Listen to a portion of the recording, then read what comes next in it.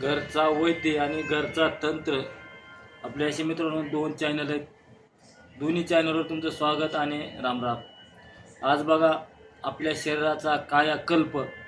कायाकल्प म्हणजे काय की ओळखून घ्या की तुमचे दात पडले असतील, परत तुमचे दात नवीन येतील, केस गेले असतील, केस नवीन येतील, त्वचा गेलेली असेल, परत त्वचा तुमची सर्व नवीन येईल. जणू काय एकदम शरीर पहिल्यासारखं कायाकल्प होईल. ह्याचं एक तुम्हाला उपाय आणि औषध सांगतोय. कृपया कृपया शेवटपर्यंत बघून घ्या. झाड काय बघा आणि ह्या काय झाडाचं कसं औषध करायचे ही बी सांगणार आहे. तर झाड आधी बघा, ही आहे गुलाबाचं झाड.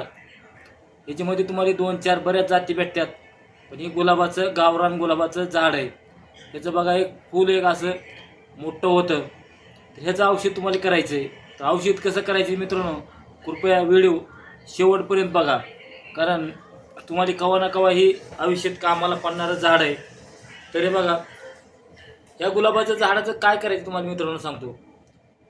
सुरुवातीला काय करायचं, एक मोठी कुंडी घ्यायची, एक अशी मोठी मोठी कुंडी घेतल्यानंतर झाड लावायची पद्धतीत, त्या झाडाच्या लावायच्या पद्धतीतच औषध आपल्याला गोड राहायचे लपून बसलेले. तर काय करायचं, बघा अशी कुंडी घ्यायची मोठी.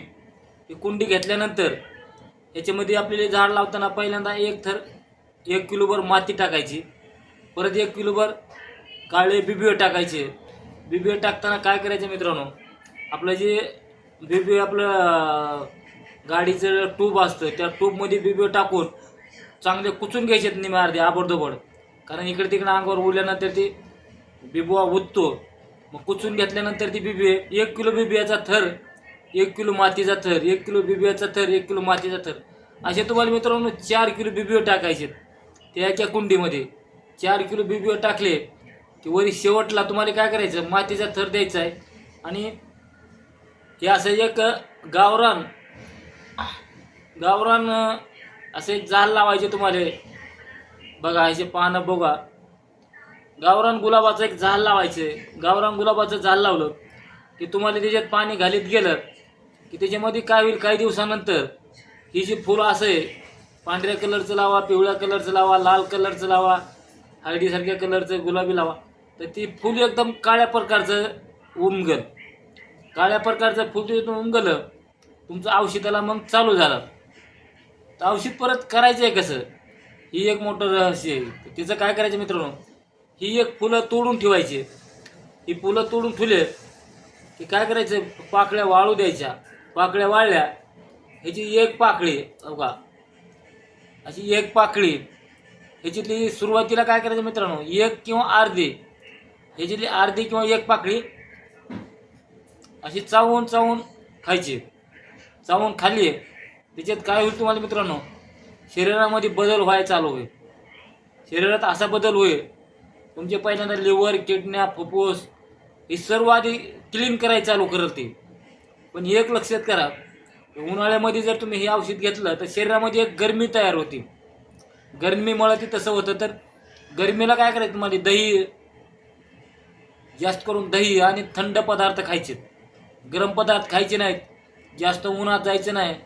तुम्ही जे औषध चालू केल्यानंतर 6 महिन्यानंतर तुमचा शरीराचा कायाकल्प व्हायला चालू झाला की शरीरात उन्हात गेलं तुमच्या शरीराची पण आग पडेल.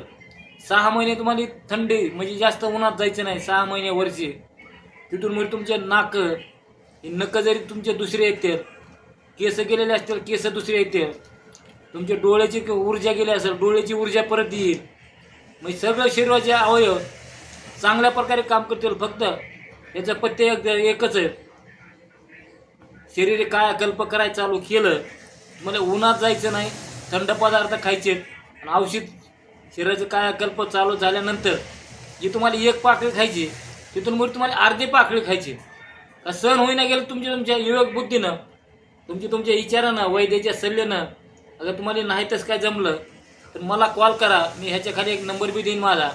मला कॉल करून विचारा पाडे असं असं आहे, मी तुम्हाला मार्गदर्शन करीन. कारण काय होतं, तुम्ही काही मनानं उलटा पुलटा केला तर तुमच्या शरीराला काय हानिकारक झालं, त्याचा जबाबदार कुठला चॅनल वगैरे मी राहणार नाही. तुमच्या विचारानं केलं ते तुमचा जबाबदार असतो. त्याच पाहिजे प्रत्येक वैद्याच्या सल्ल्यानं केल्यानंतर ते कुठेतरी फायदा होतो. आपण कुणाला औषधी विचारलं, काही विचारामध्ये काही कमीपणा नाही मित्रांनो.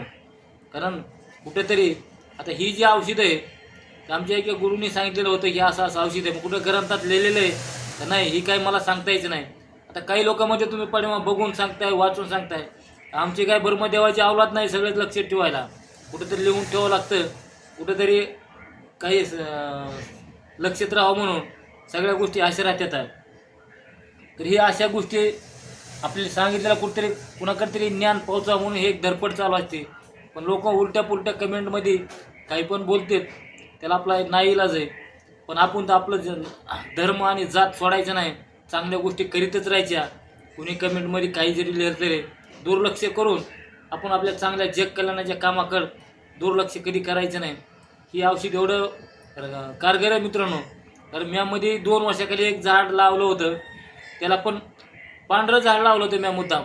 तर त्याच्या जे फुलाचे जे कळे आहेत ते काळपट निर्माण झालं त्या. पण म्या एक अर्ध फूल खाल्लं होतं, पण शरीरामध्ये ऊर्जा आणि शक्ती लगेच निर्माण होती मित्रांनो. म्हणून तुम्हाला फक्त 4 किलो बिबी आणि एक गुलाबाचं झाड कुंडी एवढं सामान लागणार आहे. प्रत्येकानं ही झाडे घरी लावावं आणि औषध करा. कारण काय झालं, आता आपल्या करोनापासून काही शरीरामध्ये विनाकारण काही घटक बसलेले आहेत, काही बी वाचतील, ती पण गोष्टी काढतं हे काही दिवसातच. शरीरात काही दिवस पुन्हा औषध घेतल्यानंतर काही दिवस बंद करायचं. काही दिवस घेतल्यानंतर शरीराला समजा असं काही त्रास व्हायला, या अर्धे पाकळी खायची, अर्धेपेक्षा बी कमी खाल्ली तरी चालते. शरीराचा कायापालट व्हायला 2 ते 3 वर्षात तुम्ही एकदम बिननिरोगी, जणू का त्या लेकराचा आत्ता जन्म झाला आहे, कुठलाही आजार शरीरात राहणार नाही. शरीरामध्ये तुमच्या आता आपण रसायन खतं जी पिकाला घालतात ती शरीरात गेलेली आहेत, ती पण काढतं बाजूला. एवढी ह्या एकाच औषधामध्ये ताकद आहे. म्हणून मित्रांनो, सर्वांनी ही औषध करा कृपया. जेवढा होईल तेवढा व्हिडिओ शेअर करा, लाईक करा, घंटीचं बटन दाबा. चला मित्रांनो, आपण लवकरच दुसऱ्या एका व्हिडिओमध्ये भेटू मित्रांनो. चला, राम राम.